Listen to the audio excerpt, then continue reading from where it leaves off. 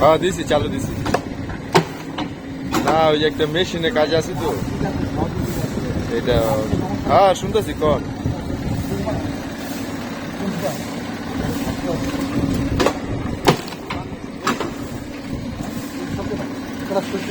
হ্যাঁ এটাও কথা ঠিক, কারণ এটা তো আমি জানি না ভাই আপনাকে ব্যাপার বিষয়টা, জানলে আবার আমি আলাপ করতাম।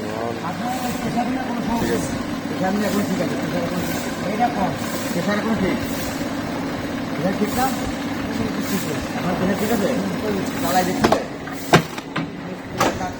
আমার থেকে উনি বেশি মানুষ, আমি কি বাবা সেই কথা বলছি। ওই পাশে ভাই একজন আছে।